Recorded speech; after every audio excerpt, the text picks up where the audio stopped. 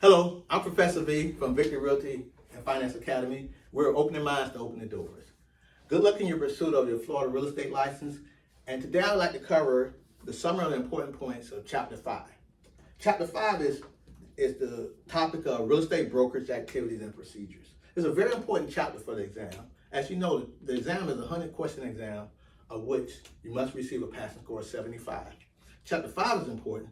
Well, I might not know the specific questions, but I do have a general idea of what concepts that may be important for the exam that may be that comes out of this chapter. And approximately 12 questions of the 100-question exam comes out of Chapter 5.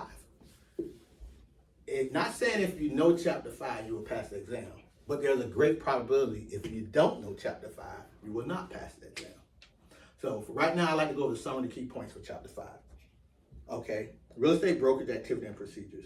Okay, and first thing I would like to do is erase this mess.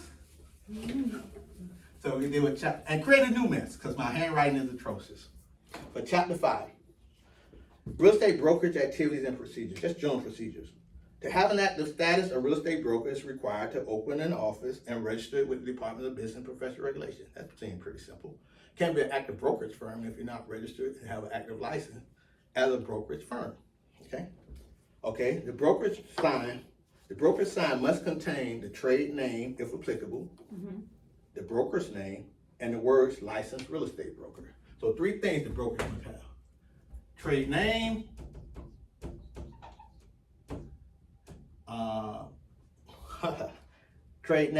the broker's name, and licensed real estate broker. And we already know that same trade name and that broker must be active and registered with the Department of Business and Professional Regulation. So when you go to any broker's office, look for that sign. They should have it and display it. Also, this chapter talks about blind advertising. Blind advertising is when you fail to disclose the licensing name of the brokerage firm in your advertisement and post only a post office box, a telephone number, or a street address. It's illegal. The general public should always know that they're dealing with X and X Realty, or X and X brokerage firm. Even for the sales associates who the broker may employ, the sales associate is more than welcome to put their name as registered under the sales associate's license with the state, but they also must include at ESP Realty or at Victory Realty or K1 Realty, because the sales associate is under the employer of the broker. So you really want the state wants the public to know that they're underneath the auspices and the license of the Department of Business and Professional Regulation of that broker. Okay. Licensees who include their personal name in advertisement must use their last name as registered with the Department of Business and Professional Regulation. You can use a nickname and things of that nature in your advertisement, but you must use your last name as registered with the state for your sales associate or your broker associate license. And again, you must include the brokerage firm you work for.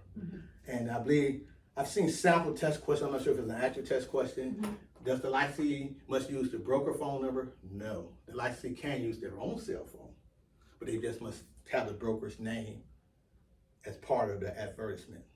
Right. Telephone solicitation is a telephone call placed for the purpose of encouraging the purchase of investment in property, goods, or services. Telemarketers, including real estate licensees, must search the National Do Not Call Registry before making telemarketing calls. Violators of the Federal Telephone Consumer Protection Act may be fined up to $16,000 per call. So the Federal Consumer Protection Act is $16,000 per call. Florida has its own telemarketing act, which is $10,000 per call. I believe. I'm speaking off the top of my head. Correct me if I'm wrong. Professor V is often wrong, but I'll self-correct myself. And the students who have the book right in front of you, I believe Florida allows for you to contact that for sales by owner, while the federal act does not allow such. But again, the key is if you're doing telephone solicitation or anything of that nature, you want to be compliant with both the federal act as well as the state act as far as if they're on a do not call registry. So this is just part of general operation activities and procedures. Okay, now bring it a little further. An escrow account. We talked about it in key numbers. An escrow account, first of all, from a broker perspective, what is an escrow account? An escrow is an account for the deposit of money held by a third party for another. Typically, a lot of small brokers, they have a title company or a trust company hold the escrow where they don't have to get involved. However, if brokers may open up an escrow account, but that account must be in a Florida bank, savings association, or credit union. Also, the broker must be a signatory on the escrow account. And if the broker chooses not to open an escrow account, as I stated, it may be held by a title company or attorney's trust account. The key element, I may be ahead of myself. Well, it's right there. Sales associate, you can highlight that. For those who are looking, you can highlight this. Sales associate, could you read that for me? While I have my back turned. Sales associates must deliver binder deposits to their broker employer no later than the end of the next business day.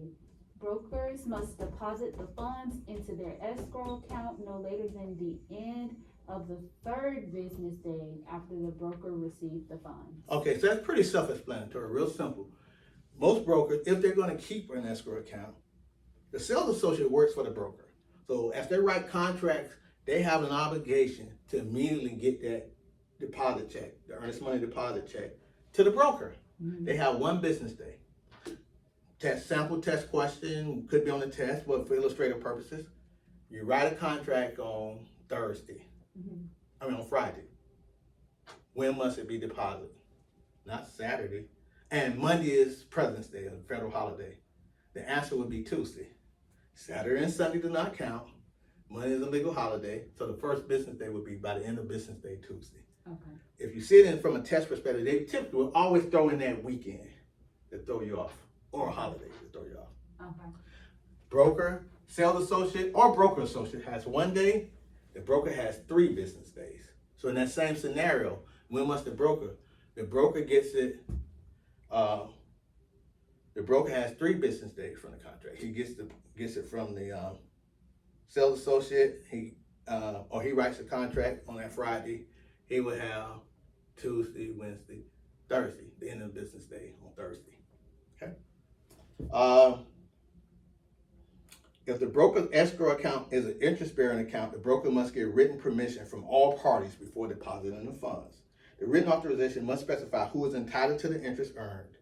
Now, from a practical perspective, it's not that much of a deal. Most brokers just have a simple escrow account to keep the deposits, and they're just using that as a custodian of those funds while you have a contract in place. Or a broker might not even have an escrow account at all and have a title company or attorney's trust account dealing with the earnest money deposit. But if they decide to put an interest-bearing account, it's simply saying you got to let all parties know and have an agreement who's going to earn the interest. Okay. Brokers must maintain records of all real estate transactions for 5 years. That's just general operating procedures. Brokers must maintain records for 5 years. Listing agreements, purchase contracts, everything associated with that transaction. Okay. Commingling. Commingling is a nasty bad word. Commingling is the legal practice of mixing a buyer's or seller's, tenants, or landlord funds with the broker's own money, or mixing escrow money with the broker's personal funds or brokerage funds. Okay. Commingle.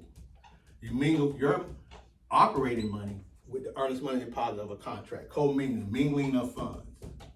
Mingling or mixing of funds. Okay? But there are some exceptions to that. First of all, how do you avoid it if you never collect escrow at all? Secondly, what's the most likely way where brokers get in trouble? Commingling of funds. Okay? Realtors have a duty to account for all funds, deal honestly, fairly, etc. One of the major tenets of any realtor, like real estate salesperson, broker associate, or broker, account for all funds. That's a key part of this. Save yourself the heartache if you have someone else escrowing. Now, but there are some exceptions. The broker can mix up $1,000 of their operating expense fund with the escrow account. They give them a little leeway. And $5,000 if it's for property management services that the broker is doing. And it's mixed up with deposits for the rentals, and the broker's handling the money and collecting the rents and holding on deposits for landlords that they may represent and while performing property management services. Okay. And the logic behind that is money is relative, but the concept is you allow 5,000 a little more because you may hold this, and maybe in the midst of your property management services, you may do some repairs or things for the property, and you invoice the landlord. Mm-hmm. So they let you to have that little leeway of 5,000. But 1,000 is more than enough. In theory, it could be as low as zero, to mix your operating money with the escrow money, because these are actual contracts. That's not your money. And once you have an executed contract, it's not even the borrower's money. That contract is a part of the transaction. Okay. So they're giving you $1,000. An argument can be made it should be zero, but clearly you can see that there's a big 500 times the amount that they're giving for property management, with the reason being that you can provide some services and expedite it on behalf of the landlord, facilitate the operation or the maintenance or the repairs of the property. And you can invoice the landlord separately in your property management agreement from your operating proceeds, or that may be a part of deposits held or things of that nature. Okay?